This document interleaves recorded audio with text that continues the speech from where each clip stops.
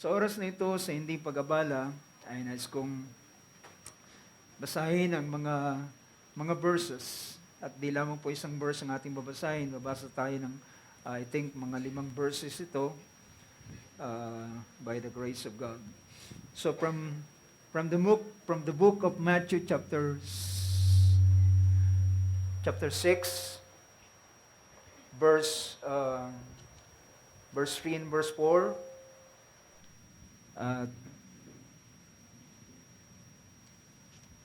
Verse 3 and verse 4, verse 6 and verse 18. So sabi rito sa verse na ito ay ating pasimulang basahin. Sabi ng verse 3 ng chapter 6 ng Matthew, "But when you give to the poor, do not let your left hand know what your right hand is doing, so that your giving will be in secret, and your Father who sees what is done in secret will reward you." Verse 6, "But you, when you pray, go into your inner room, close your door, and pray to your Father who is in secret, and your Father who sees what is done in secret will reward you." Sa verse 18 o verse 17, "But when you fast, anoint your head and wash your face, so that your fasting will not be noticed by men, but by your Father who is in secret, and your Father who sees what is done in secret will reward you." Panginoon, magpala ng mga salitang binasa natin. Muli natin sabihin, Amen? Praise God, mga kupo tayo sa oras na ito.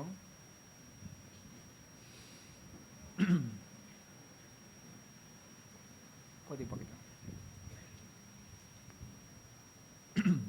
Salamat sa Panginoon muli sa oras na ito, sa biyaya ng Diyos na ating patuloy na tinatamasa. Salamat sa gawa ng Panginoon at ang bawat isa sa atin ay may iba't ibang karanasan, iba't ibang mga bagay, but merong awit na nagsabing, some through the waters, some through the flood, but all through the blood. Amen. Sa iba't ibang paraan at karanasan, tayo ay nasusuong, pero merong isang Diyos na tumutulong sa atin anuman ang sitwasyon na tayo ay nakakarating.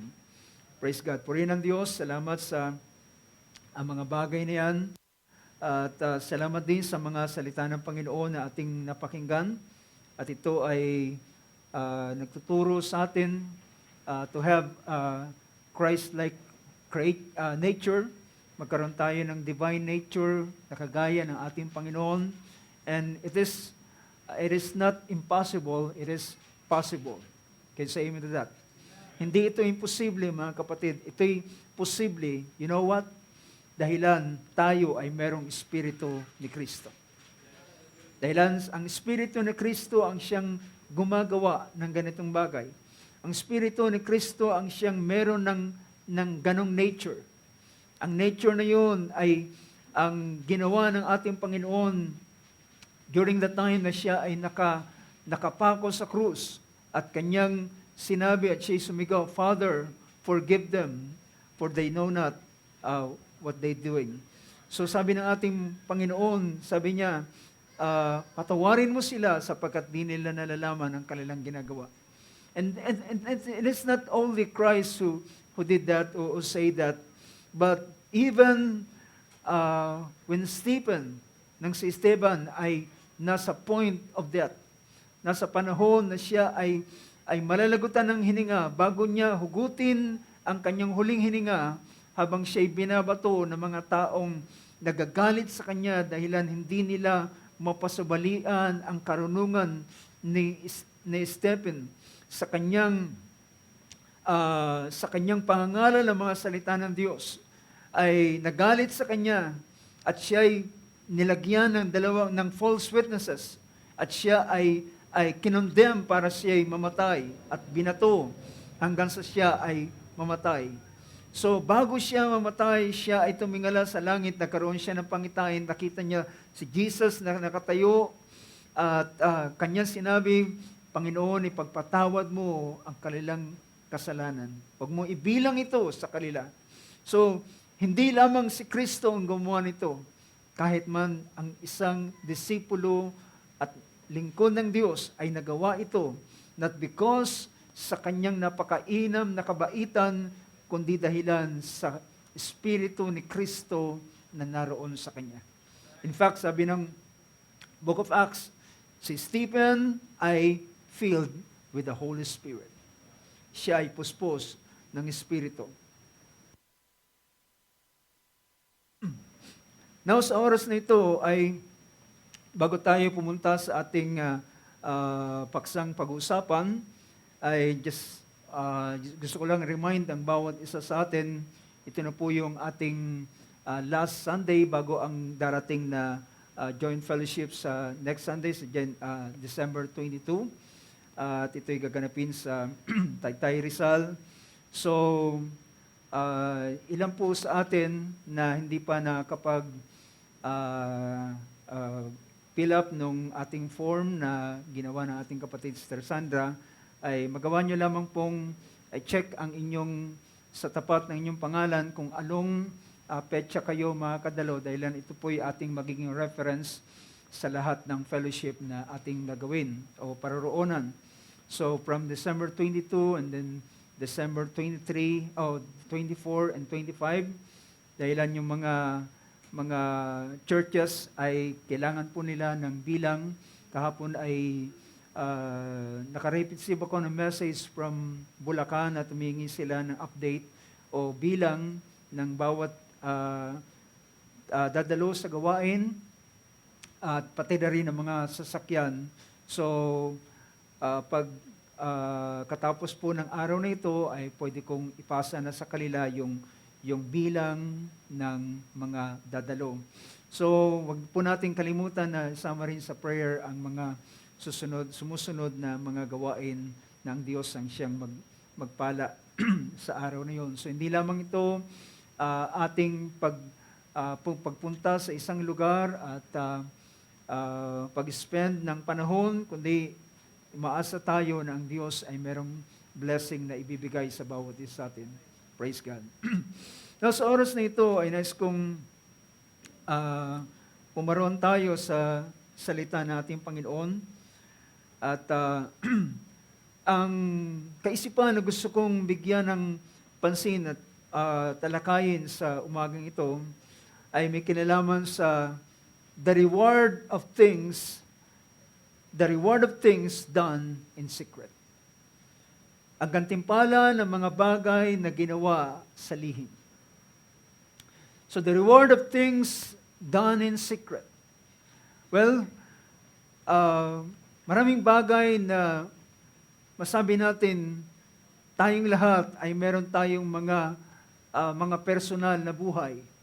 In fact, nung nakaraang prayer meeting, ay tinalakay ko ang kaisipang ito, pero ngayon ay gusto kong magpatuloy sa ganitong kaisipan at maglawig at ang Diyos ang magdagdag pa ng ilang mga bagay. At sa kaisipang ito ay ginamit natin ang mga talata na minsang mismong pinangusap ng ating Panginoong Hesus. Ito yung Book of Matthew chapter 6. And almost 3 times kanyang binanggit yung mga salitang, Your Father who sees what is done in secret will reward you. And it's repeated 3 times. Sa verse 4 ay sinabi yun. Sa verse 6 ay sinabi rin, And your Father who sees what is done in secret will reward you. As sa verse 18 ay sinabi niya, So that your fasting will not be noticed by man, but your Father who is in secret, and your Father who sees what is done in secret will reward you. So makikita natin na ang ating Panginoon ay hindi lamang siya interesado sa mga bagay na hayag na ating ginagawa. Hindi lamang siya nakatingin sa mga bagay na ating ginagawa. In fact, mga kapatid, ay may mga bagay na yung hindi natin ginagawa ay merong mas malakas na sumisigaw sa harapan ng ating Panginoon. Meron tayong kasabihan na nagsasabing yung ginagawa natin ay mas malakas na sumisigaw kaysa ating mga sinasabi minsan. Our actions speak louder than our words. Wika pa nga. So dito sa puntong ito ay pinakita na matapos niyang ipakita niya ang tatlong gawain o gampanin na dapat gawin ng isang Kristiyano. At ito ay pinapakita na ito ay normal na gawain ng mananampalataya.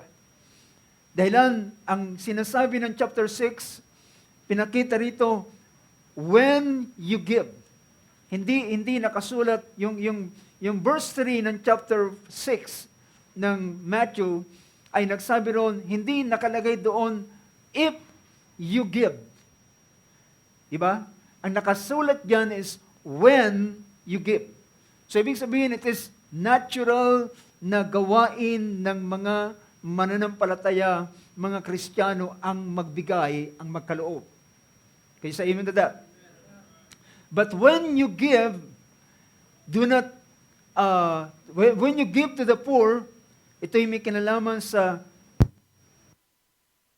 mga charitable work na ating ginagawa. Mga ginagawa natin, pagtulong natin sa kapwa, pagtulong natin sa ating mga sa sino man, kagaya ng ating narinig na mga salita ng Diyos ay yung ating pagiging hospitable, ang ating pagtulong, pagmamalasakit sa kapwa.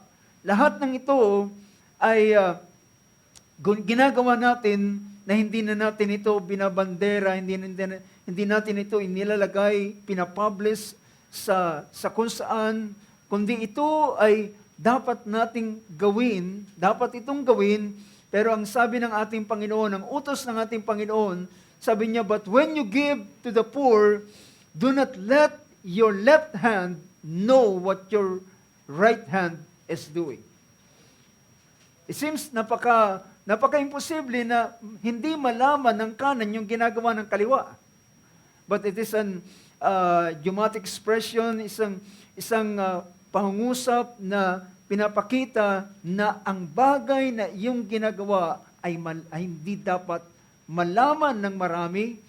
Kung malalaman man ito, ay hindi ito nanggagaling sa iyo na ikaw ang siyang nagbo-broadcast, kundi sabi ng ating Panginoon, so that your giving will be in secret, upang ang iyong pagbibigay o pagkakaloob ay maging sekreto, maging lihim.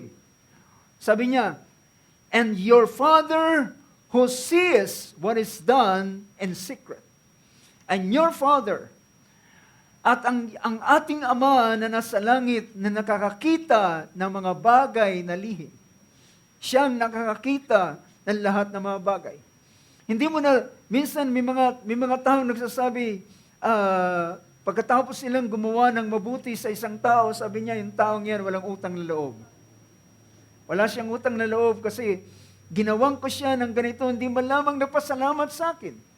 Hindi man lamang in-appreciate ang aking ginawa. Well, mga kapatid, however na hindi man siya magpasalamat, hindi man siya mag-mention na anong bang bagay, ang mahalaga, ang Diyos ang nakakita ng lahat ng bagay. Ang Panginoon na nakakaalam ng bagay na iyong ginawa. At kung ang vengeance ay ang Diyos ang nagbibigay, ang reward ay ang Diyos din ang siyang nagbibigay. That is true.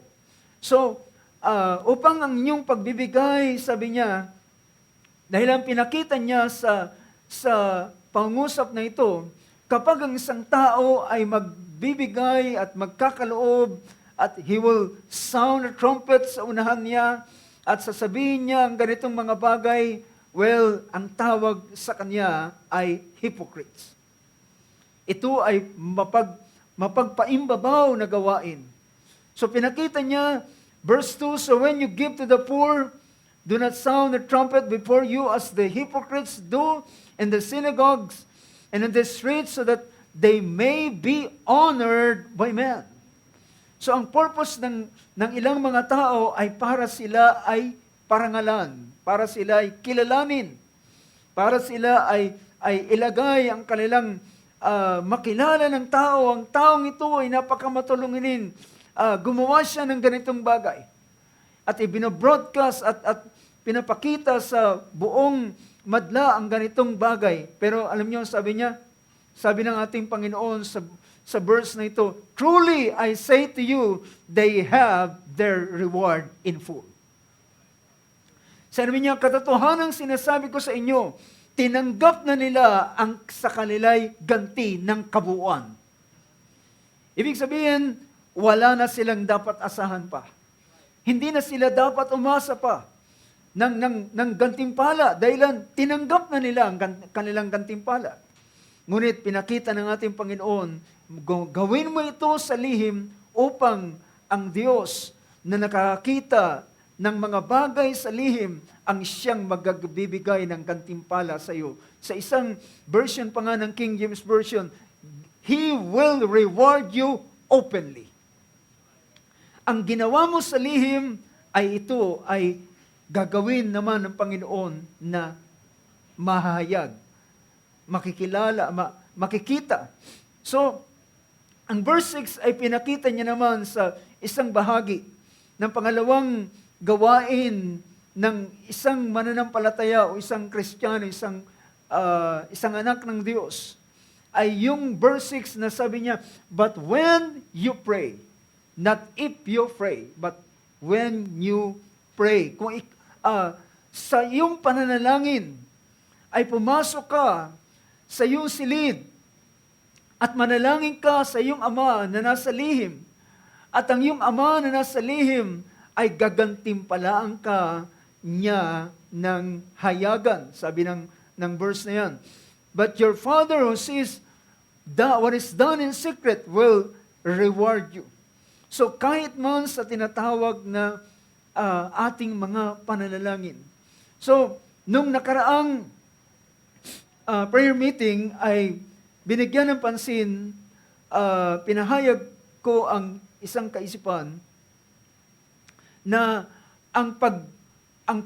the rise and fall of a man, ang lahat ng ito, ang pag-angat ng tao at ang pagbagsak ng isang tao, lahat ng ito ay ginagawa niya sa lihim. Yun ang isang bagay. So, may kita natin ang katotohanan ng bagay na ito. So, bakit ang anuman ang nangyayari sa tao, anuman ang kalalagayan ng tao, siya man ay makita siya sa kanyang spiritual na kalalagayan, ito'y ang susi nito, ang dahilan nito ay ang mga bagay na kanyang ginagawa sa lihim. Kung siya man ang tao man ay bumagsak at mahulog sa pagkakasala, ito'y dahilan sa mga bagay na kanyang ginagawa din sa lihim. So lahat ng yan, kapwa, ay may kinalaman sa bagay na ginagawa ng tao sa lihim. Sa sumunod na pangusap, sa verse 18, pinakita rito ng verse 18, so that, pinakita niya naman about fasting, patungkol sa pag-aayuno.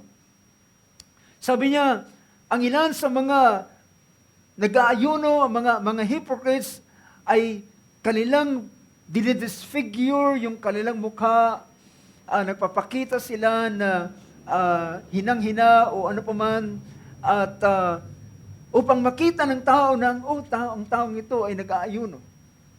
Pero sabi ng ating Panginoon, so, for they neglect, verse 16, whenever you fast, do not put on a gloomy face as the hypocrites do, for they neglect their appearance so that they will be noticed by men. So yung salitang they will be noticed by men. They will be noticed by men when they are fasting, truly I say to you, they have the reward in full. Tinanggap na nila. So, hindi ito ang ganitong klase hindi ibig sabihin, hindi lahat ng fasting ay magbe-benefit ito ng spiritual na bagay sa buhay ng isang tao. So, ang tamang paraan ng pag-aayuno ang siyang magdadala ng magandang benepisyo sa buhay ng isang mananampalataya. So may mga dahilan, maraming klaseng fasting ngayon. May fasting na kaya sila nagfa-fasting para mag-lose weight. Ang ilan naman ay nagfa-fasting para sa kanilang health. Pero ang merong fasting na ito ay ang benefit nito ay may kinalaman sa kanyang spiritual na buhay, may kinalaman sa kanyang inner being, at ito ay ang maghahatid. Ito ay ang tinatawag na tamang paraan ng pag-aayuno. Ito ay panalangin at pag-aayuno. The prayer and fasting. So, sabi ng ating Panginoon, but when you fast, anoint your head and wash your face, so that your fasting will not be noticed by man, but by your Father who is in heaven, and your Father who sees what is done in secret will reward you. Now, meron akong isang kaisipan na isinulat dito, and I hope if you will, sa isa inyo na nag-jot down, you can write it down. True spirituality is not measured by the things seen by man, but by the things done in secret.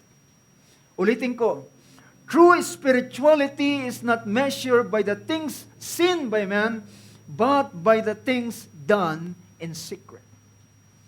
So pag pinag-usapan ang tunay na ang spiritualidad ng isang tao, ang pagiging spiritual, ito ay hindi may kinalaman sa mga bagay na nakikita, ginagawa ng tao sa mga napapansin at nakikita ng tao.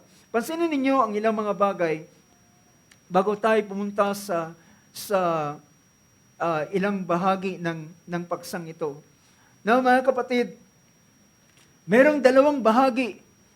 Dahilan ang buhay ng isang tao, as I mentioned kanina, ang buhay ng isang tao ay meron siyang tinatawag na private life.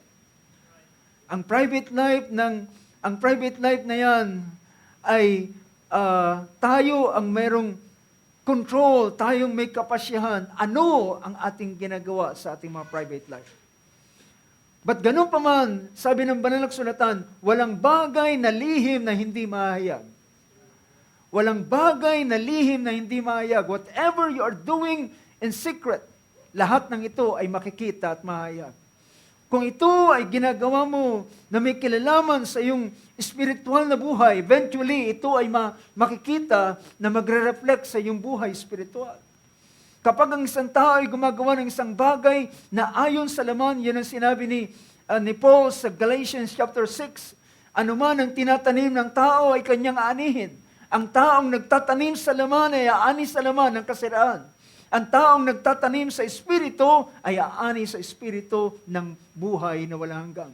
So may kinalaman sa espiritual na mga bagay.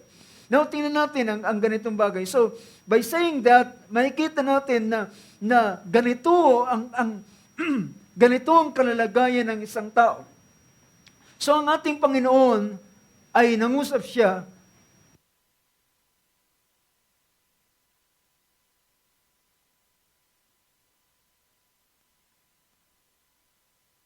sa chapter 23 ng Book of Matthew. Tingnan natin ang ilang mga pangungusap ng ating Panginoon. Sa verse 1 up to verse 5 ay nangusap ang ating Panginoon ng ilang bagay. Sabi rito that Jesus spoke to the crowds and to His disciples, saying the scribes and the Pharisees seated themselves in the chair of Moses. So ang mga eskriba at ang mga pariseo ay umupo sila sa upuan ni Moses. Sabi niya, yan ang dahilan, therefore, lahat ng kanilang sabihin sa inyo, gawin ninyo. So, sino man ang mangungusap ng bagay na under na authority ng salita ng Diyos, yung kanyang sinasabi ay totoo, dahilan yun ay galing sa salita ng Diyos. Pero sabi ng ating Panginoon, therefore, all that they tell you, do and observe, but do not do according to their deeds.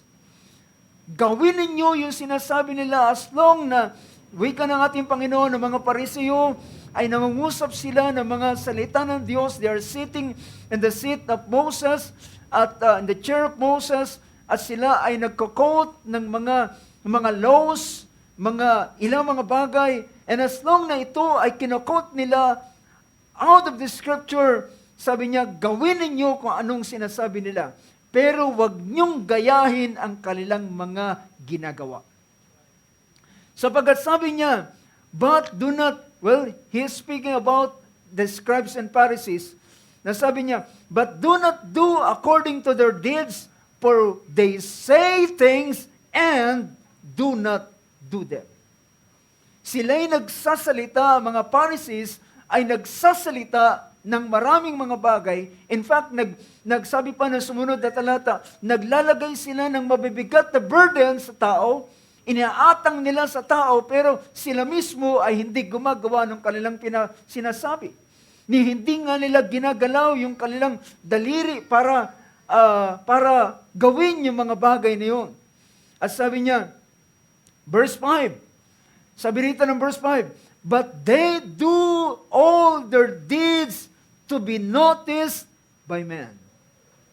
Ginagawa nila ang lahat ng mga bagay na ito para makita ng tao. At they broaden their phylacteries at ilang pang mga bagay. So, pinapakita niya. So, yung mga ganitong klase ng gawain ay sinabi na ating Panginoon, hindi niyo dapat tularan ang ganitong bagay. Hindi dapat sabihin na, bakit siya ginagawa niya yun? Well, gawin niya yung anong bagay na kanyang ginagawa. Dapat gawin mo kung anong bagay na nararapat. Sa verse 23, ay pinakita ng ating Panginoon ang pagpapatuloy ng kanyang woe sa mga Pharisees. Ang salitang woe ay pinapakita niya kahabag-habag ang kanilang kalalagayan. Ang taong ganito na pinakita ng ating Panginoon, they are sila ay kahabag-habag ang kanyang kalalagayan. Verse 23, pinakita niya, woe to you, scribes and Pharisees, hypocrites, for you tithe, mint, and deal, and come in, and have neglected the weightier provision of the law.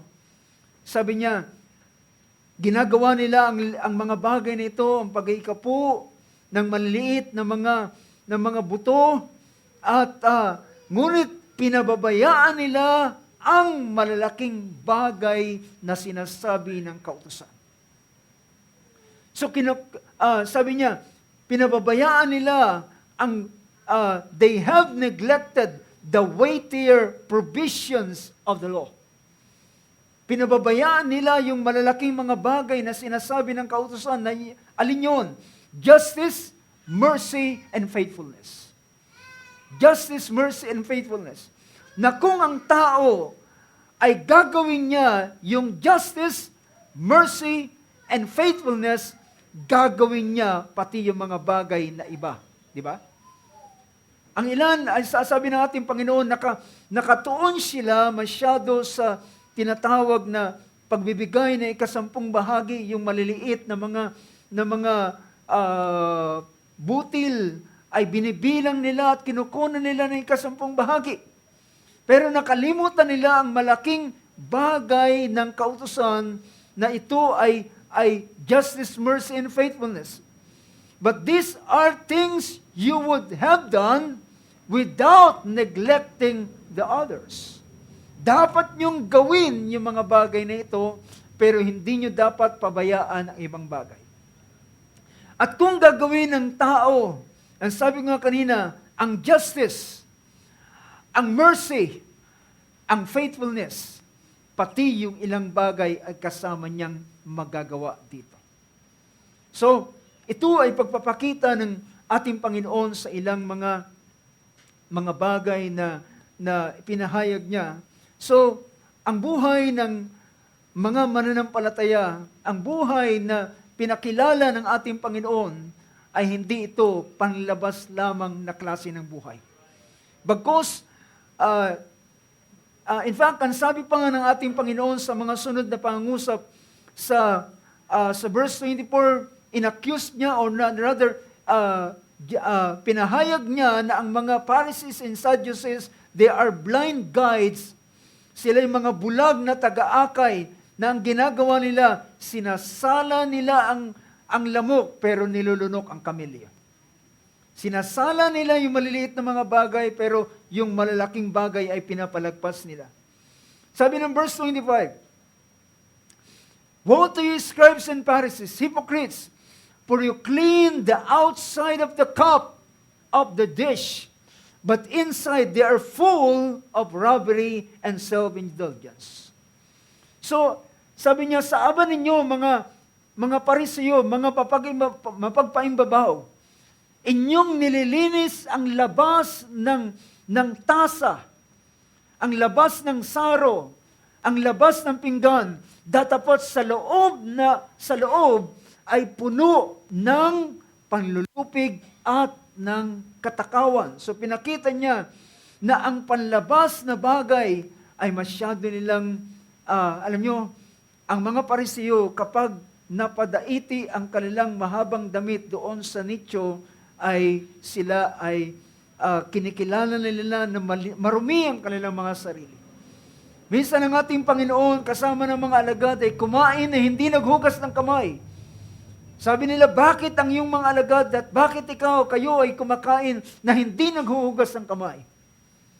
Well, ang sabi ng ating Panginoon, hindi ang nakakarumi ay hindi ang bagay na pumapasok, kundi ang mga bagay na lumalabas. Sapagkat ang lumalabas ay galing sa puso. So pinakita niya sa sumunod na pangusap, sa aba ninyo mga eskriba at pariseo, mga mapagpaimbabaw, kayo ay kagaya ng mga nitsong pinanturahan ng kulay puti. Ngunit sa loob ay mga nabubulok na buto o laman ng tao at mga buto at kalansay ng tao. So, pinapakita niya mga kapatid, ang buhay natin ay hindi lamang external, hindi lamang ito panlabas. Hindi ito show, hindi ito para pagpapakita, kundi ang mas tinitingnan ng ating Panginoon. Sabi niya, ang wika ng ating Panginoon, sabi niya, pinakita niya na dapat ay linisin ang nasa loob upang kasama ng labas ay malinis. So, verse 26 sabi niya, "You blind Pharisees, first clean the inside of the cup and of the dish, so that the outside of it may become clean also." Linisin muna ang panloob, yung bagay na hindi nakikita. Doon magpasimula ang paglilinis. Well, ang ginawa ng ating Panginoon, ang ginawa niyang pag-aaring ganap, ang ginawa niyang justification, ang ginawa niyang remission of sin, hindi ito sa labas nagpasimula, kundi ito ay sa loob. Alam niyo ba kung ano ang nililinis sa pamamagitan ng pagpapatawad, pag-aaring ganap, at pagpapawalang sala? Ito mismo ay ang budhi ng isang tao. At nang malinis ang budhi ng isang tao, dahil wala na siyang nadarama na ano pamang guiltiness, dahilan ang pag-aaring ganap ay ginawa ng Diyos sa pinakaloob ng isang tao na hindi ito, sabi ni Apostol Pablo, hindi ito kayang gawin ng mga seremonya, ng mga dugo ng mga hayop, na tanging kaya lamang maglinis dito ay ang dugo ng ating Panginoong Hesus. Now, tingnan natin mga kapatid. Merong isang pangyayari sa banal na kasulatan.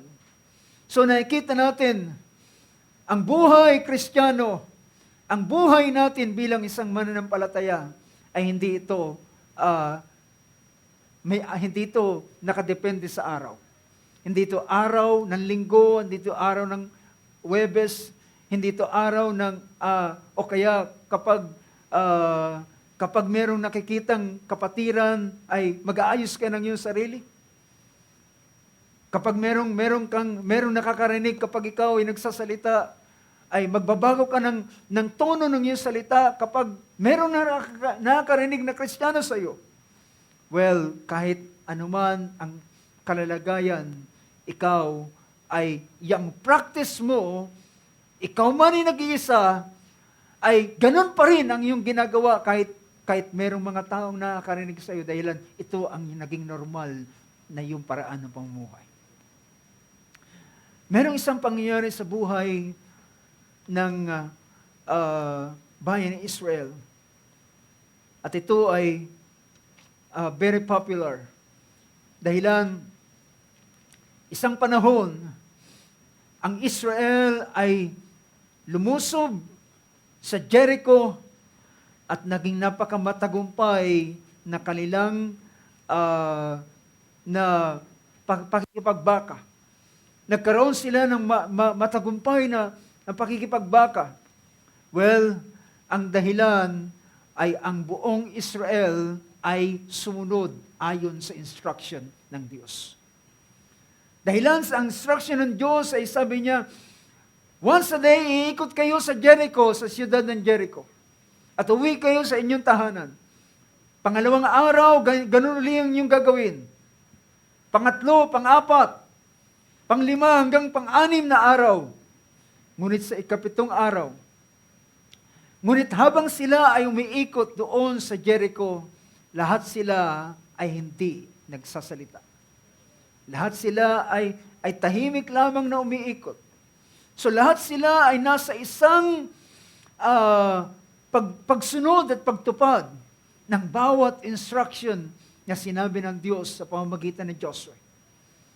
At sabi niya, at sa ikapitong araw, ay iikot kayo ng 7 beses at sa ikapitong ikot ay sisigaw kayo, hihipan ninyo ang trumpeta at sisigaw kayo ng malakas at ang Diyos ay gagawa ng makapangyarihang gawa. At ganun ang kanilang ginawa at ang Jericho, ang walls ay napakakapal at napakalaki ay bumagsak at walang natira, it fall down flat, sabi ng banal na kasulatan, at sila ay nakasampa doon sa makapal na namuog na ito at nakubkob nila ang siyudad ng Jericho. And besides that, ay merong isang sambahayan na naligtas at ito ay ang sambahayan ni Rahab. Why? Dahilan siya rin naman ay sumunod sa instruction na sinabi sa kanya. So, dahilan sabi ni Josue, or rather ng mga spy na dumalaw kay Rahab, sabi niya, wag mong bubuksan ang sekretong ito sa kanino man. Dahilan kung ito'y bubuksan mo sa kanino man at malaman at mag-leak ang bagay na ito na aming gagawin, hugas ang aming mga kamay kung kayo ay mamatay at kasama ng iyong sambayan. Ngunit, kung ito'y inyong iingatan, so mga kapatid, maraming mga bagay na dapat na ginagawa sa lihim. Dito si Rahab ay naligtas. At naging outcome, ang pinaka-reward ng kanilang ginawang pagsunod, ang pag-iingat nila ng sekreto. Ang pag-iingat nila ng lihim na ito ay naging daan ng kaligtasan ng buong pamilya ni Rahab. Well, supposed to be, mga kapatid, si Rahab ay isa siyang prostitute. At tila baga ang prostitute ay kinikilala ng marumi, pero dito nag-start ang kaligtasan sa sambahayan ni Rahab na prostitute. Provided na si Rahab ay iningatan niya ang lihim na ito. Hindi niya ito dinisclose sa kanino man. At nang dumating ang panahon, well, sinabi ni Josue, puntahan ninyo ang sambahayan ni Rahab na merong palatandaan na merong scarlet cord na nakalawit doon sa kanyang bahay doon sa kanyang bintana na siyang palatandaan na yun ang nagpalaya doon sa mga spy na dumalaw sa kanya ng araw na yun. Ngunit pagkatapos ng matagumpay na labang ito, sila ay nakipagbaka sa Ai at sila ay nagapi. Ang dahilan nito ay merong isang tao na gumawa ng isang bagay na lihim. Meron siyang itinagong bagay. At ang buong Israel ay walang kaalam-alam tungkol sa bagay nito. Not even Joshua.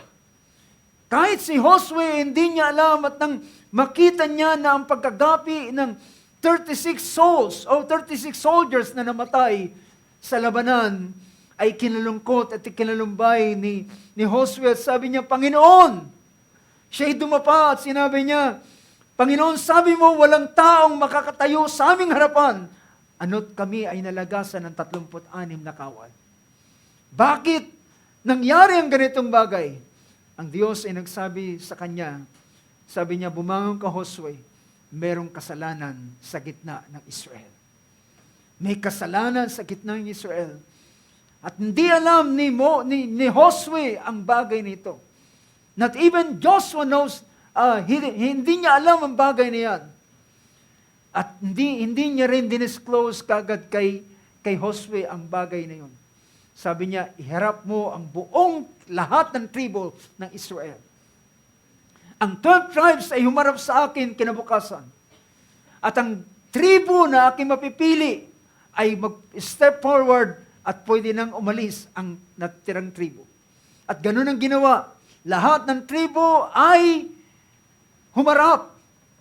At sabi roon, at ang napiling tribo ay ang Judah. And the rest of the tribe ay nag-alisa na. At mula sa Judah, sabi roon sa verse 16 and chapter 7, so Joshua rose early in the morning and brought Israel near by tribes, and the tribe of Judah was taken. And he brought the family of Judah. So yung Judah, yung tribe of Judah ay ipinesent by family. At sabi rito, he brought the family of Judah near, and he took the family of the Zerahites. So kinuha yung family ng Zerahites. And he brought the family of the Zerahites near man by man. And Sabdi was taken. So, paliit ng paliit, mula sa tribo, napunta sa angkan, napunta sa clan, hanggang sa ngayon ay napunta na doon sa kay Sabdi. Sabi niya, and the family of the Zerahites near man by man, and Sabdi was taken, and he brought his household, ng sambahayan ni Sabdi, a household near man by man, and Achan, the son of Carmi, son of Sabdi, son of Zerah, from the tribe of Judah, was taken. Then Joshua said to Achan, sabi ni Joshua kay Achan, anak ko, pinasinasamo ko sa iyo, luwalhatiin mo ang Panginoon sa oras na ito. Ang Diyos ng Israel, sabi niya, bigyan mo siya ng kapurihan. Sabihin mo ngayon kung ano ang bagay na iyong itinatago, na iyong ginawa. Sabi niya, tell me now what you have done and do not hide it from me. Sabihin mo kung anong ginawa mo at huwag kang maglihim, huwag kang magtago ng anuman. At si Achan ay nagsalita at nagsabi. Sabi niya sa panahon ng may kipagbaka, totoo na sabi niya kay Josue, totoo na ako'y nagkasala laban sa Panginoon. Laban sa Diyos ng Israel. At ito ang aking ginawa, wika niya. Nang makita ko ang mga samsam galing sa Jericho, at nakita ko ng isang napakagandang balabal na galing sa Shinar, na ang halaga ay 200 siklo ng pilak. At nakakita ko ng isang bar of gold na ang timbang niya ay 50 siklo na ginto.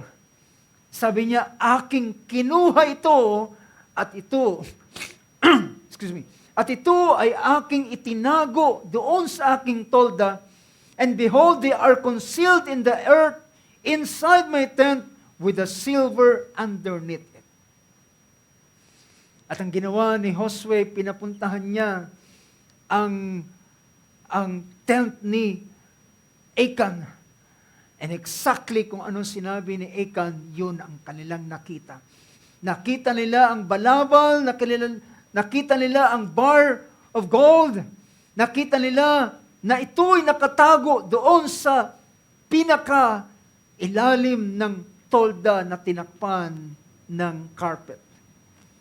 At dinala ito as an evidence sa harapan ni Josue.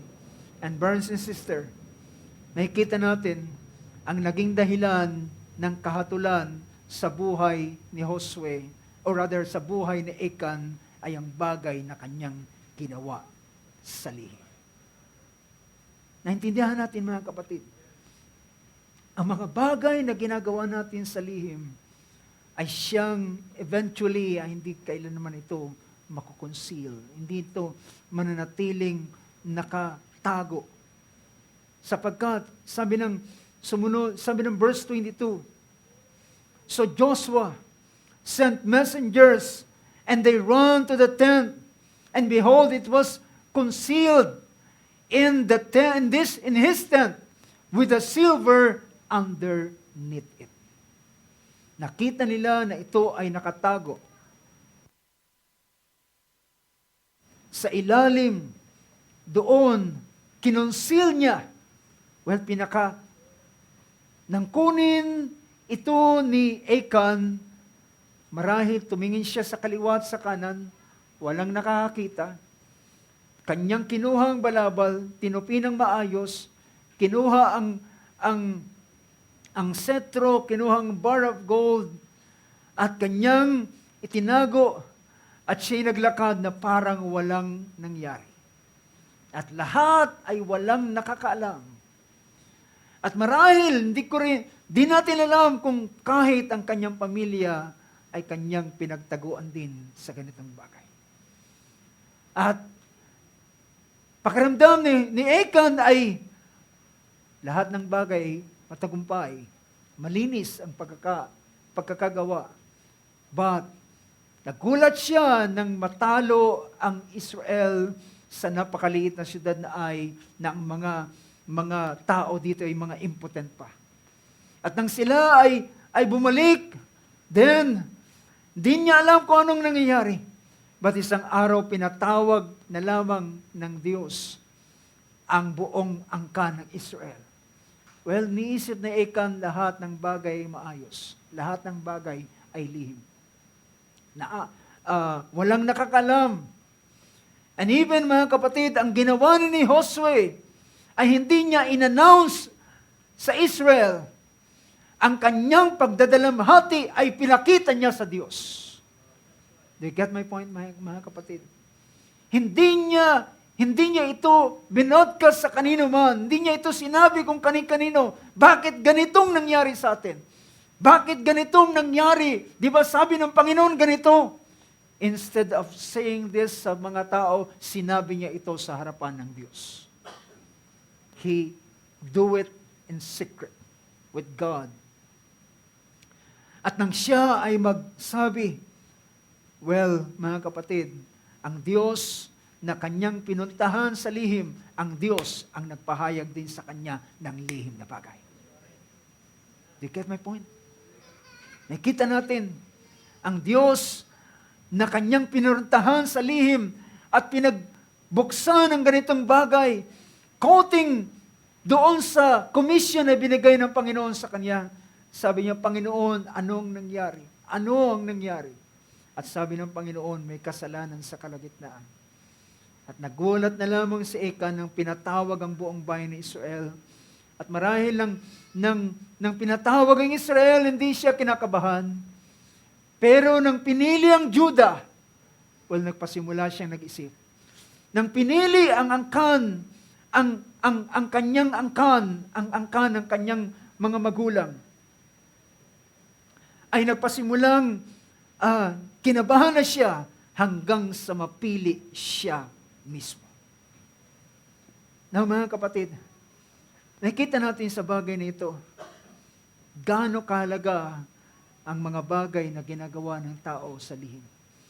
Dito siya hahatulan at dito rin siya maaaring dumating sa kanyang isang buhay na may tagumpay. Naalala ko, ang isang verse, merong sinabi ang ating Panginoon sa Deuteronomy chapter 27, verse 15. Sabi ng Panginoon dito, sa bagay na ito, 27 verse 15.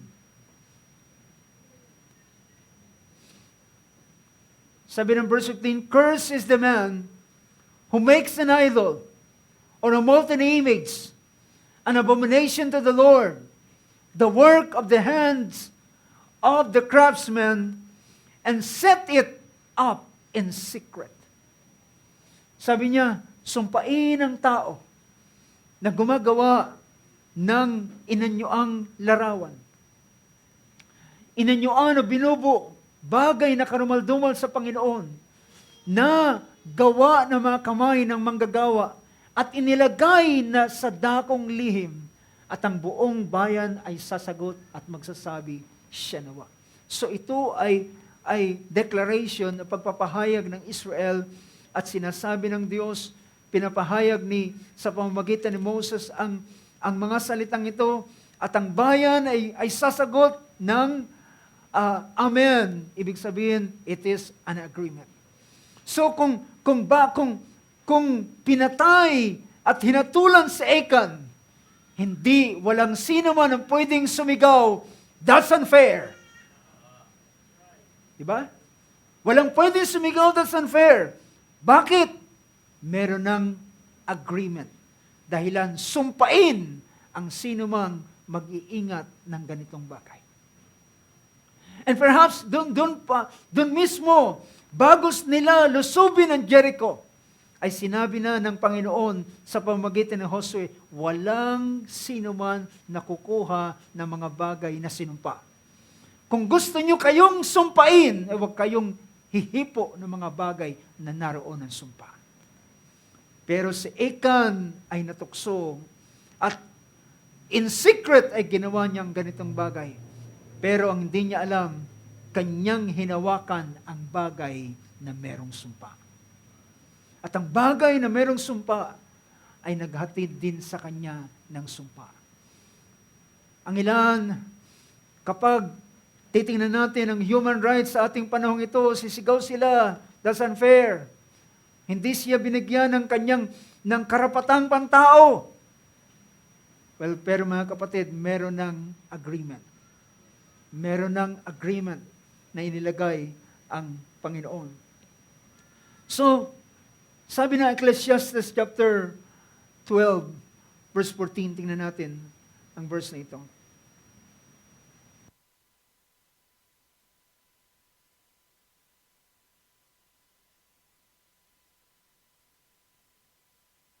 Verse 14.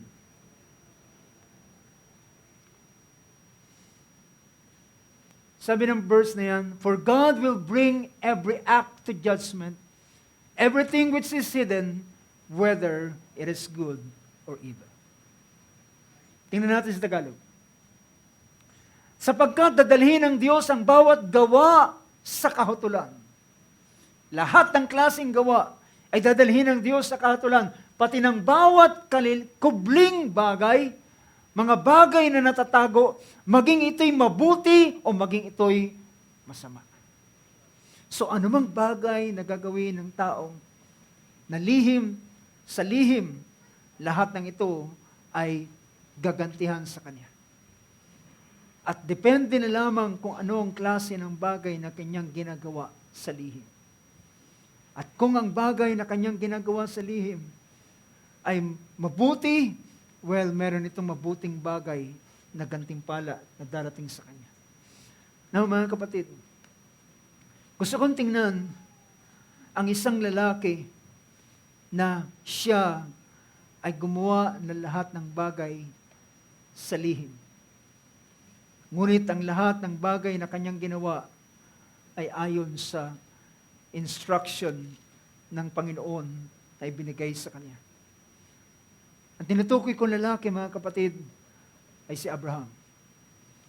Sa isang panahon, nang siya ay subukin ng Diyos, sa chapter 22 ng Book of Genesis, nang siya ay subukin ng Panginoon, ay sabi ng banal na kasulatan, dumating ang isang panahon na ang Diyos ay sinubok si Abraham at sinabi sa kanya, Abraham, at sabi ni Abraham, narito ako, kunin mo ang iyong anak at ang iyong kaisa-isang anak, ang iyong anak na iyong pinakamamahal, at dalhin mo siya sa lupain ng Moriah at siya ihandog mo sa akin na isang handog na susunugin. Well, mga kapatid, wala na siyang ibang choice dito. Hindi niya na pwedeng kunin si Ismael sapagkat si Ismael sa panahong ito ay pinalayas na, pinaalis na. At ang tanging kasama niya na lamang anak ay ang kanyang pinakamamahal na ang anak sa pangako. Anak sa katandaan. Anak na pinakahintay niya sa mahabang panahon. Pero ang sabi ng Panginoon, dalhin mo siya sa lupain ng Moriah at ialay mo siya sa akin bilang isang burnt offering. At ang burnt offering, mga kapatid, kapag sinabing burnt offering, ay alam mo na kung anong dapat gawin. Hindi na dapat isa-isahin sa iyo kung anong dapat mong gawin. Ang burnt offering ay dapat kang magdala ng handog. At ang handog na yon ay yung papatayin. At ang handog na yon ay yung susunugin. So alam mo na kung anong mga bagay na paraphernalia na dapat mong gawin. Dapat mong dalhin. So matapos na si Abraham ay makatanggap ng pangusap na ito ng Diyos, well, ito ay kanyang iningatan sa kanyang puso. Hindi niya ito dinisclose sa kanino man. Ito iningatan niya, not even sa kanyang maasawa na si Sarah. But, matapos niyang marinig ang ganitong bagay, naintindihan niya ang malinaw na instruction ng Diyos sa kanya. Na si Isaac ay kinakailangan niyang kunin. Si Isaac ay kinakailangan niyang dalhin sa Mount Moriah. At doon ay kinakailangan niyang ihandog si Isaac ay isang burnt offering. Alam niya na ang senaryong nabubuo sa kanyang kaisipan. And verse 3, tingnan natin ang verse 3. Well, mga kapatid, dito ay pinapakita kung ano ang nasa loob ng lalaking si Abraham. Anong sabi ng verse 3? At si Abraham ay bumangong maaga. Kapag ang isang tao ay ayaw gawin ang isang bagay, magpapatanghali yan. Diba?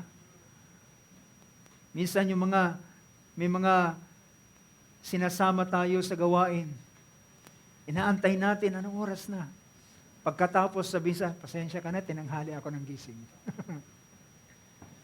Well, yung pala'y gusto lang mag-excuse na ayaw niya sumama sa iyo. Pero mga kapatid,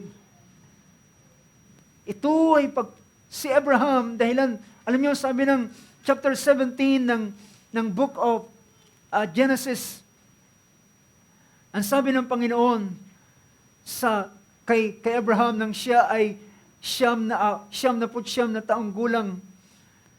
Sabi ng verse na ito sa verse 1, I am God Almighty. Walk before me and be blameless. Ako ang Panginoon na makapangyarihan sa lahat. Lumakad ka sa harapan ko Alam nyo, ibig sabihin ng lumakad ka sa harapan ko, ibig sabihin, bawat hakbang at bawat kilos ni Abraham ay mamatyagan ng Diyos.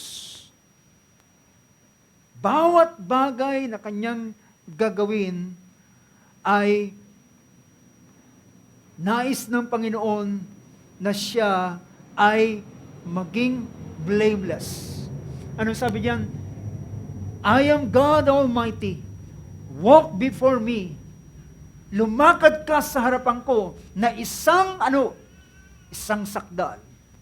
Lumakad ka sa harapan ko na blameless.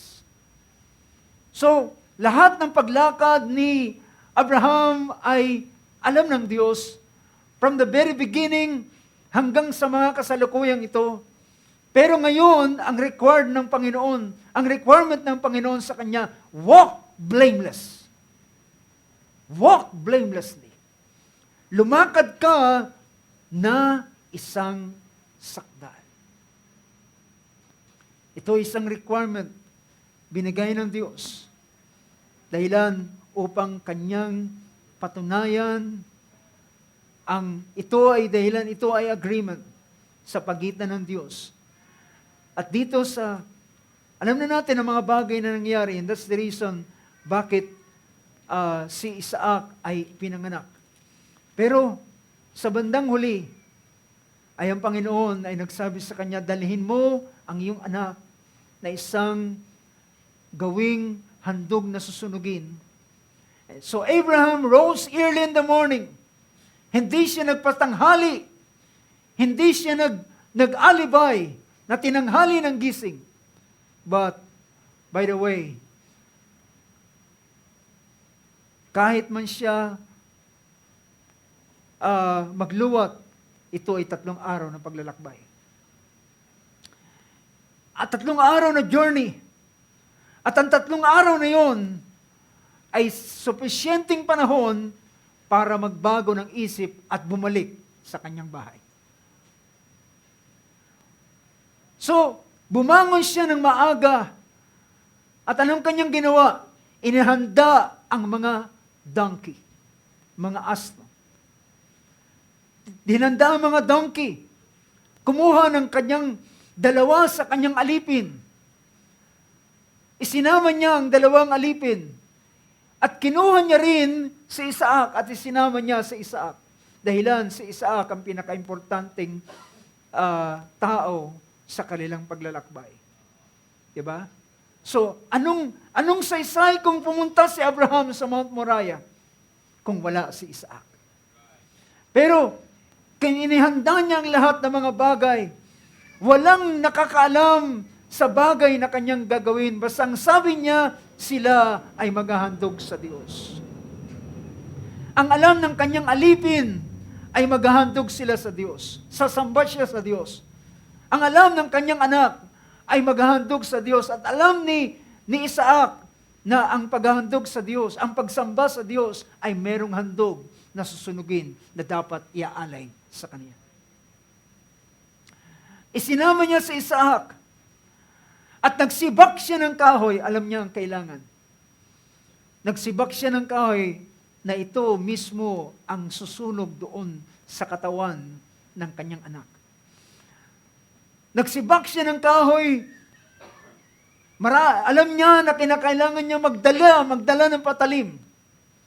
Nagdala siya ng patalim, magsibak ng kahoy, at siya'y yumaon, and arose and went to the place of which God had told him. And this journey is not a short journey. It is 3 days journey. 3 araw paglalakbay mula doon sa lugar na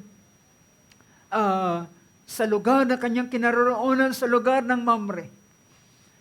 At 3 araw na paglalakbay by foot. At sa 3 araw na yon, ay pwede siyang magbago ng isip kung siya ay babalik o siya ay hindi na magpapatuloy at siya ay tatalikod na.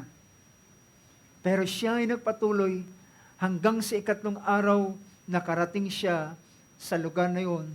At sa di kalayuan ay natanaw niya ang bundok na sinasabi ng Panginoon na ipinahayag sa kanya. At sinabi niya doon sa mga alipin, sabi niya, maiwan kayo rito, kasama ng mga donkey. At ako at ang bata ay pupunta roon at kami ay sasamba sa Diyos at kami ay muling babalik sa inyo. What an expression of faith. It is an expression of faith. So sabi niya, stay here with the donkey. I and the lad will go up there and we will worship and return to you. We will worship and return to you. So sila yumaon. Dinala ang panggatong ng burnt offering, inilagay kay Isaac, kinuha sa kanyang kamay ang apoy at ang patalim, at ang dalawang ito ay yumaon sa paglalakad na magkasama. At habang sila'y naglalakad, tinanong siya ng kanyang anak na si Isaac, Ama, sabi niya, bakit anak? Narito ang panggatong, narito ang apoy, ngunit nasaan ang handog para sa Panginoon? Handog na susunugin para sa Panginoon. Ang sabi ni Abraham, ang Diyos ang maghahanda ng handog para sa kanyang sarili. God will provide for Himself. Alam, sabi ng ating ni Abraham, see, lahat ng ito ay kanyang ginagawa sa lihim. God will provide for Himself the lamb for the burnt offering, my son. So the two of them walk on together. At nang sila ay dumating na sa lugar na kinaroroonan na dapat na sinabi ng Panginoon, siya ay gumawa ng dambana.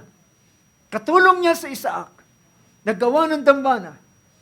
At pagkatapos niyang magawa ang dambana, then, nagulat si Isaac, siya ay ginapos, tinalian. At siya ay nilagay sa ibabaw ng panggatong na kahoy, o doon sa ibabaw ng dambana. At sa akma na siya ay gigilitan ng leeg upang ihanda na ang handog na susunugin. Well, ito naman yung panahon ng Diyos ay nangusap. At sabi rito ng verse 10, Abraham stretched out his hand and took the knife to slay his son. Well, mga kapatid, Abraham is very determined sa ganitong bagay na gawin ang lahat ng bagay na pinapagawa ng Panginoon sa kanya. So Abraham stretched out his hand and took the knife to slay his son, but the angel of the Lord called to him from heaven and said, Abraham, Abraham. Nagmadali ang anghel ng pagtawag sa kanya, dahilan determinado si Abraham gawin ang bagay nito. At tinawag siya, Abraham, Abraham. At sabi niya, narito ako, huwag mong iunat ang iyong kamay laban sa bata, sapagkat, sabi niya, at huwag mong siyang gawa ng anuman, and do nothing to him. For now, ano sabi niyan? For now I know that you fear God. You know, brothers and sisters, ang susi ng lahat ng bagay ng paggawa sa lihim, na ito ay magdadala ng kalawalatian sa Diyos ay ang pagkatakot sa Diyos. Do you get my point? Ang pinakaugat ng lahat ng bagay, bakit ang tao ay gumagawa ng isang bagay na sa lihim ng mga bagay na mga hindi mainam na bagay. Ito'y dahilan sa ang pagkatakot sa Diyos sa kanyang puso ay wala. Pero, ang dahilan kung bakit ang tao gagawa ng isang bagay para sa kapurihan ng Diyos, ito'y dahilan ang takot sa kanyang puso, ang takot ng Diyos, the fear of God, ay naroon sa kanyang puso. At sabi rito, sabi ng Banal na Kasulatan, and do nothing to him, For now, I know. Well, ang ilan, minimisinterpret nila ang ganitong pangungusap na pinapakita nila, kita mo na hindi alam ng Diyos ang lahat ng bagay. Kasi now I know. Well, ang pinapahayag dito mga kapatid, yung act ni Abraham, yun ang nagpakita ng kanyang pagkatakot sa Diyos. The very act of Abraham, yung paggising niya ng maaga, yung paghahanda niya ng mga paraphernalia na kanyang kailangan, ang pagkuha niya kay Isaac at pagdadala doon sa bundok na sinabi ng Panginoon, at ang pagkukonsil niya ng mga bagay na sinabi ng Diyos sa kanya, ay dahilan sa takot ng Diyos na naroon sa kanyang puso, na kanyang inaakto. At sabi ng Panginoon, for now I know that you fear God, since you have not withheld your son, your only son from me. Now mga kapatid, si Abraham, bagamat siya binigyan ng blessing, hindi niya dapat kunin ang blessing at itakbo na at iwanan ng Diyos na nagbigay ng blessing sa kanya. Minsan ganun yung mga tao, kapag sila ay binigyan na ng blessing, ang Diyos na nagbigay ng blessing, hindi na nila binabalikan. Pero dito, pinakita ni Abraham na mas mahalaga pa rin ang Diyos na nagbigay ng blessing kaysa sa blessing. Pinakita niyan na hindi niya pinagkait dahilan ang Diyos ang nagbigay, siya ang may karapatan na kumuha. Narinig natin ang ganitong pangusap. Sinabi ni Job, ang Diyos ang nagbigay, ang Diyos ang kukuha, purihin ang pangalan ng Panginoon. So pinakita niya ang ganitong act na ito, hindi sa maraming tao, kundi mismo sa harapan ng Diyos. Anong sabi ng 2 Timothy chapter 2 verse 15? Anong sabi ng verse na yan? Sabi ni Apostol Pablo sa kanyang pangusap sa isang salin, pinakita niya, be diligent to present yourself approved to God. Saan mo dapat ipakita ang iyong sarili na approved? Hindi sa harapan ng tao. Hindi sa harapan ng sino man. Ipakita mo sa harapan ng Diyos that you are approved. Sa iba pang salin ng King James Version, study to show yourself approved to God. Pag-aralan mo, ito yung pag-aralan mo, na ipakita sa harapan ng Diyos na ikaw ay tinatanggap ng Panginoon. You're approved to God. Now, nang sinabi ng Panginoon at ang ginawa ni Abraham sa lahat ng bagay na kanyang sinabi sa kanya, at sabi niya, ngayon nalalaman ko na ikaw ay natatakot sa akin. Ang pagkatakot sa Diyos ay hindi lamang yung panginginig. Ang pagkatakot sa Diyos ay pinapakita sa gawa. Pinapakita rin ito sa mga bagay na ginagawa mo sa lihim. Ang mga bagay na ginagawa mo sa lihim ay pagpapakita kung ikaw ay may pagkatakot sa Diyos o wala. Yan ang alam nyo, ang sukatan ng espiritualidad ay hindi kung ano-anong mga bagay. Ang sukatan ng espiritual na tao ay kapag ikaw ang ginagawa mo sa lihim, ay alam mo, ito ay alam ng Diyos. Nalalaman at lahat ang sinabi pa ni Apostol Pablo, lahat ng ating gagawin sa isip, sa salita man o sa gawa, ay gawin natin sa pangalan ng ating Panginoon na magbibigay ng kapurihan sa Kanya.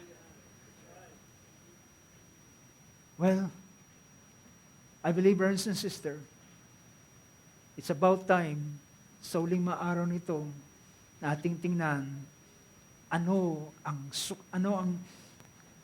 ang timbang ng pagkatakot ng Diyos sa puso ng bawat isa sa atin. Dahilan, hindi ito nakikita ng sino man.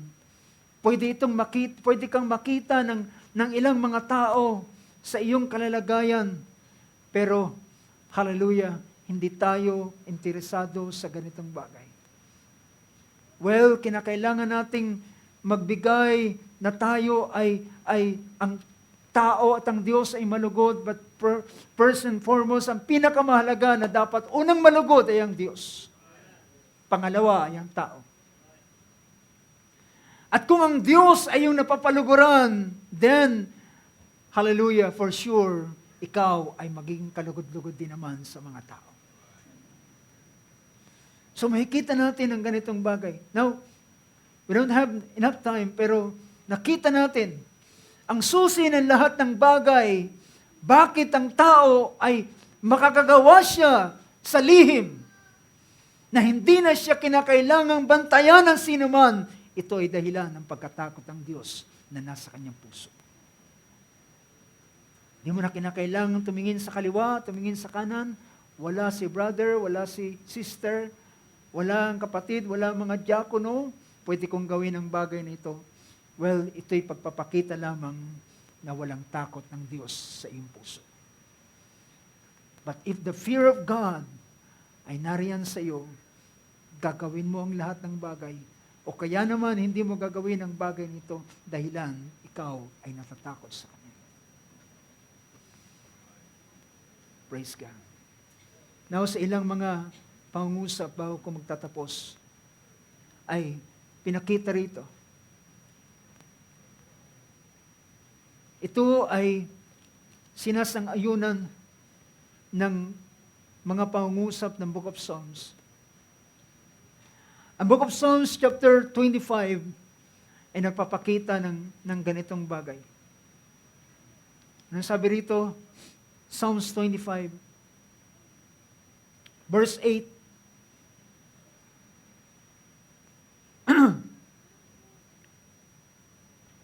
Good and upright is the Lord.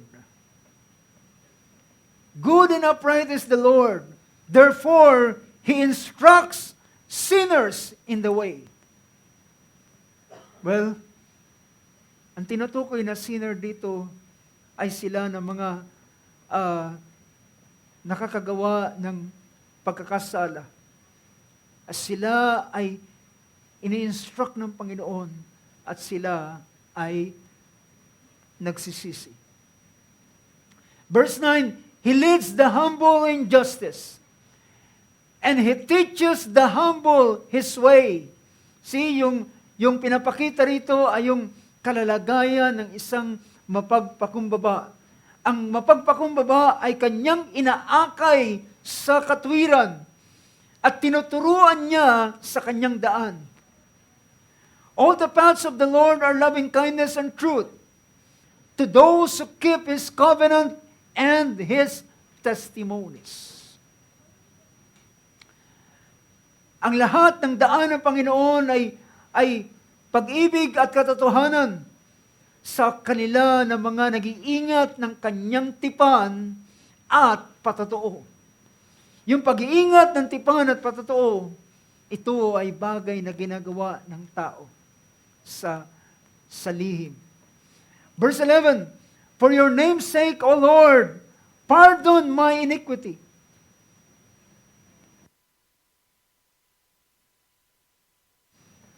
For your name's sake, O Lord, pardon my iniquity, for it is great. Verse 12, Who is the man who fears the Lord? Sino ang tao na natatakot sa Panginoon? Ano sabi riyan? He will instruct him in the way he should choose. Alam niyo ba ay ganito? Sino man ang may pagkatakot sa Diyos, sila ay nagagawa nilang ingatan ang kanilang sarili kahit man sila lamang ay nag-iisa. At lahat ng bagay ay ginagawa nila na alam nila na ito'y nakikita ng Diyos na nasa lihim din naman. At ang Diyos na nasa lihim na nakakakita sa Kanya, siya ay pagkakalooban din ng mga lihim na bagay. Amen. Who is the man who fears the Lord? He will instruct him in the way he should choose. Sila ang tuturuan ng Panginoon ng mga bagay na Kanyang pipiliin. See, it is God's choice. Ito'y choice ng Diyos. Ito'y pinili ng Diyos. At ang pinili ng Diyos ay siyang Kanyang i-instruct sa iyo, ipapakita sa iyo, ituturo sa iyo ang bagay nito. His soul will abide in prosperity, and his descendants will inherit the land. Well, kung nais natin ang prosperity sa ating buhay, hindi ito magagawa lamang sa ating sikap at tiyaga. Ang pinakasusi nito ay ang pagkatakot sa Panginoon. Dahilan sila na natatakot sa Panginoon, ang kanilang kaluluwa ay mananatili in prosperity, will abide in prosperity, and his descendants will inherit the land. Well, makakaranas sila ng kasalatan, makakaranas sila ng mga pangangailangan, pero ang Diyos ang siyang makikita nilang magsusupply sa kanila. His soul will abide in prosperity, and his descendants will inherit the land. Verse 14, the secret of the Lord is for those who, what? Fear Him. Ang lihim ng Panginoon ay ibibigay niya sa mga natatakot sa Kanya. Dahilan ng mga taong ito na may takot sa Panginoon, gumagawa sila ng mga bagay na hindi para ipakita sa tao, kundi alam nila na ito ay ang Diyos ang nakakakita. You get my point? That's the reward of those things that are done in secret. Ang lihim ng Panginoon ay papakita niya sa pakipag-ibigan ng Panginoon ay nasa nangatatakot sa Kanya at ipapakilala niya sa kanila ang Kanyang mga tipan. Pero mas gusto ko yung English na pinapakita, the secret of the Lord is for those who fear Him. And He will make them know His covenant. Ano niyo sabi ng Book of Psalms? Sa Israel ay pinakita ng Diyos ang Kanyang mga gawa. Yung mga miracles, yung mga makapangyarihang gawa ng Diyos. But kay Moses, itinuro ng Diyos kay Moses ang Kanyang daan. Ang Kanyang lihim ay sinabi niya kay Moses. Kailan ito nangyari? Doon sa lihim na dako nang siya'y pumaroon sa presensya ng Panginoon. Well, mga kapatid, sa ganitong bagay, ay maintindihan natin ano ang gantimpala ng mga natatakot sa Panginoon na sila ay gumagawa ng mga bagay sa lihim na hindi para ipakita sa tao, kundi alam nila ang Diyos ang siyang nakakakita ng lahat ng mga bagay. Well, mga kapatid, ito ang pagkakaiba ng Old Covenant at ang New Covenant. Ang Old Covenant, kinakailangan mong ipako sa pintuan ng kautusan, kinakailangan mong ilagay sa iyong bracelet, kinakailangan mong ilagay sa laylayan ng iyong damit, na sa tuwinang ilalagay sa pinakabandana sa iyong noo, para sa tuwing makikita mo ito, maaalala mo ang salita ng Diyos. Maalala mo ang Diyos na merong sinabi ng ganitong bagay. Sa iyong bracelet, sa iyong kwintas, sa iyong laylayan ng iyong damit. Lahat ay pagpapakita na pagpapaalala ng kautusan. Ngunit sa New Covenant, Anong sabi ng banal na sulatan? Isusulat ko sa kanilang puso ang aking kautusan. At sa kanilang diwa ay aking ilalagay ang aking tipan. At sila ay lalakad sa aking kalooban. Hallelujah. Well, mga kapatid, yan ang dahilan. Ikaw na nasa bagong tipan, hindi mo na kailangang maraming bantay. Hindi mo kailangan laging kasama mo ang sino man. Kasama mo para mag-check sa'yo. Hoy, medyo hindi na maganda yan. Hindi na kinakailangan lagi kang papuntahan at papaalala sa'yo. Well, doon mismo sa loob mo ay merong magpapahayag sa'yo. Magpapaalala sa'yo. At ikaw, hallelujah, ay susunod. But brothers and sisters, tandaan ninyo yung ating pinag-usapan last Thursday, napakahalaga na ang balon mo ay malinis upang ang tubig ay makabukal ng malinis. But brothers and sisters, there's a lot of things na pwede natin bigyan ng pansin, but our time is not enough. Pero isang bagay na lamang aking sasalitain sa inyo habang inanyayahan ko kayo sa pagtayo. Tayo tumayo sa oras na ito. Alam niyo ba na merong isang lalaki na lumakad na kasama ng Panginoon, at alam niyo kung sino ang aking tinutukoy. Si Enoch ay lumakad na kasama ng Panginoon, at siya'y lumakad ng 300 taon. At sabi ng banal na sulatan, then Enoch walked with God 300 years after he became the father of Methuselah, and had other sons and daughters. So all the days of Enoch were 365 years. Enoch walked with God, and he was not, for God took him. Si Enoch ay lumakad ang buong paglakad niya sa Diyos na nasa lihim. At isang araw, ang Diyos na nasa lihim na kanyang pinaglilingkuran, ay isang araw siya man ay kinuha na ng Panginoon, at siya man ay hindi na rin nakita.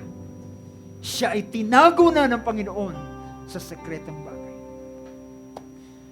Brothers and sisters, kung tayo sa 5 araw nito ay nag-aantay tayo ng pag-agaw, I believe ito yung panahon na makita natin ang ating mga pagkilos at ang ating mga paggawa sa mga lihim na bagay. Sa panahon na ikaw na lamang nag-iisa, sa panahon na lamang na ikaw ay nariyan, ano ang mga bagay na iyong ginagawa? Ito'y may kinalaman. And eventually, may makikita ng sino man ang lahat ng bagay na ginagawa ng tao sa lihim. Witin natin isang awit.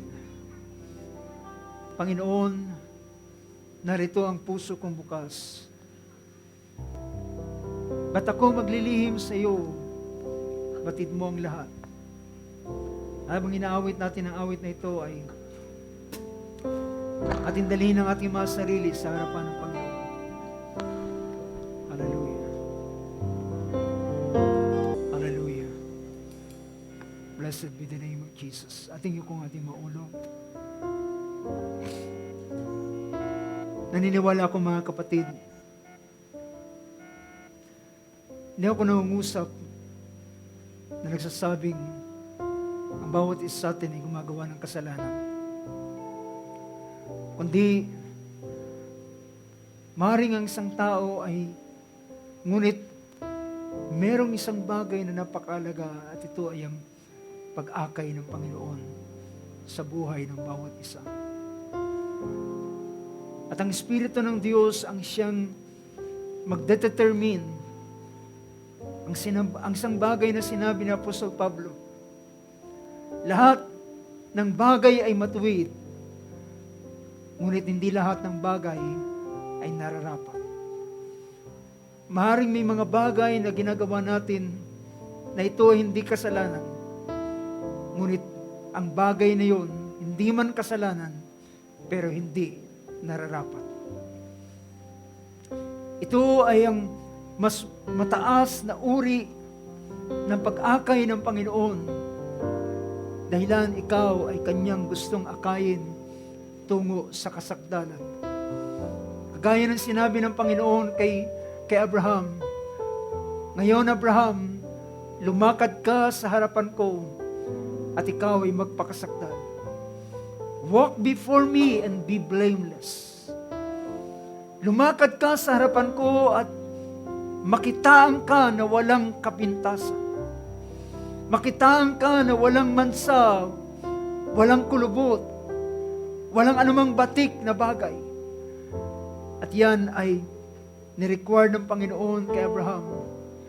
At naniniwala ako, hallelujah, hindi ito i-require ng Panginoon kung hindi kayang gawin.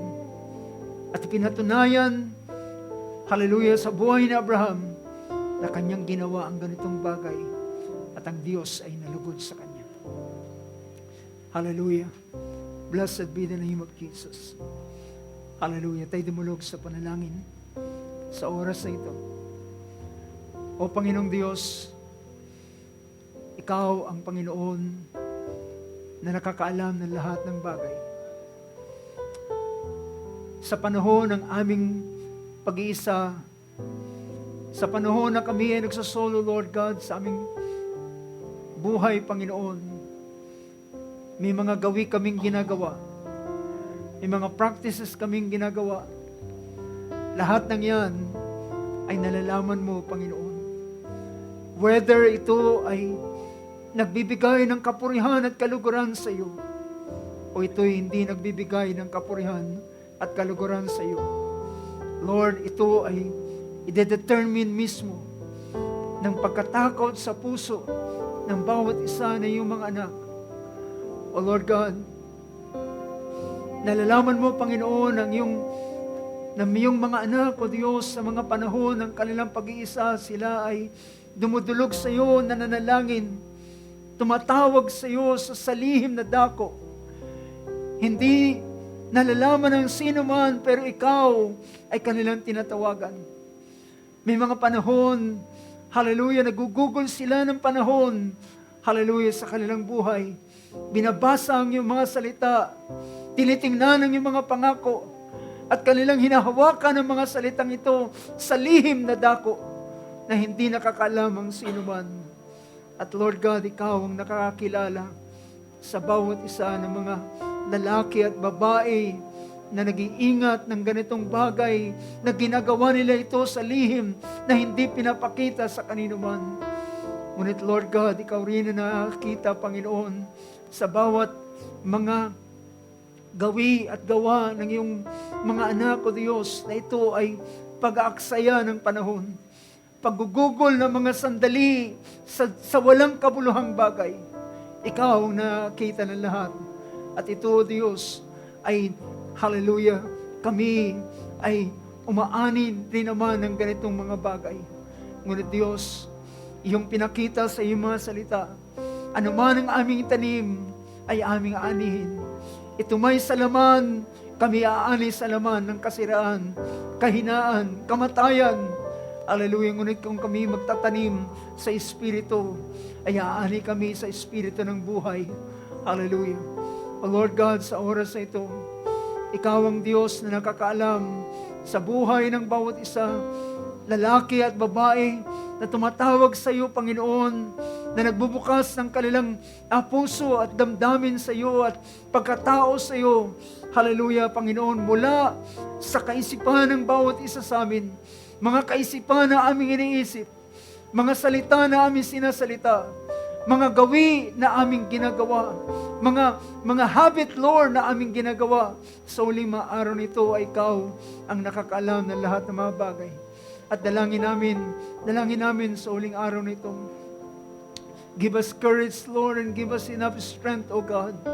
And most especially, Lord, dalangin namin ang pagkatakot mo, O Diyos, ay magsumagana sa puso ng bawat isa na iyong mga anak. I pray, Lord God, dalangin ko, Diyos, kung meron man kaming idadalangin na sumagana sa aming buhay, hallelujah, na namamayani sa aming buhay, na pumuno sa aming buhay, Panginoon, ay walang iba kundi ang pagkatakot sa iyo, Panginoon.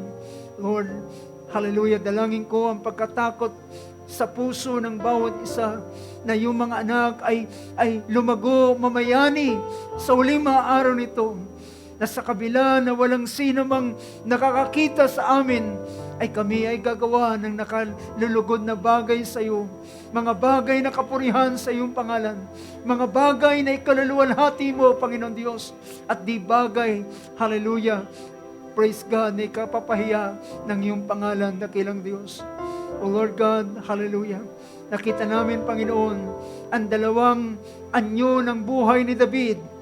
Siya ay gumagawa sa lihim ng mga bagay, O Diyos, na eventually, Lord, ay nakita namin ang produkto ng ganitong bagay, ang pananatili ng iyong presensya sa Kanya. Ngunit meron ding isang pagkakataon sa kanyang buhay na gumawa siya ng lihim na bagay, at ito ay ang kanyang pakikiapid, Panginoon, at lahat ng ito ay naghatid sa kanya sa kahihiyan, naghatid sa kanya sa maraming mga bagay, naghatid sa kaguluhan ng kanyang pamilya. At Lord, pinakita mo sa amin ang ganitong bagay. Ngunit Lord, naniniwala kami, meron kang gantimpala sa kanila na mga gumagawa at lumalakad at gumagawa ng mga bagay, hallelujah, sa lihim, Panginoon Diyos. Lord God, dalangin ko ang iyong biyaya ay iyong igawad sa iyong mga anak, at ang iyong kalakasan, Panginoon, at higit sa lahat, ang iyong pagkatakot, Lord, ay mamayani sa puso ng iyong mga anak. O Diyos, Lord God, sa iyong kamay ko pinagkakatiwala ang lahat ng mga bagay nito. Pagpalain mo ang mga salitang ito sa puso ng bawat isa na iyong mga anak. O Lord God, hallelujah, manahan ka sa bawat isa, mangusap ka sa bawat isa, at maging makapangyarihan, Lord, ang mga salitang ito sa buhay ng iyong mga anak sa huling araw nito. We pray and we ask all these things, Lord God, and we give you the honor, we give you the praise, Lord. Hallelujah. Kung ikaw ay naghayag ng aming mga puso, kagaya ni Achan, Lord, na hinayag ang kanyang puso, kagaya ni Joshua na kanyang sinabi, give God the glory, give Him the praise. Lord, sa oras na ito, we give you the praise, Lord. Hallelujah. Kung ikaw man ay naghayag ng puso ng bawat isa sa amin, Panginoon, pinapupurihan ka namin, dahilan lahat ng iyong iniibig ay iyong sinasaway at iyong pinarurusahan upang kami ay magsikap at magsisi. Panginoon, maring mauwi sa iyo ang lahat ng pagpapasalamat, pagdakila, pagluwalhati, at pagpaparangal sa dakila at maluwalhating pangalan ng aming Panginoong Kristo Jesus. Amen. Amen. And amen. Praise God. Once more, the chorus.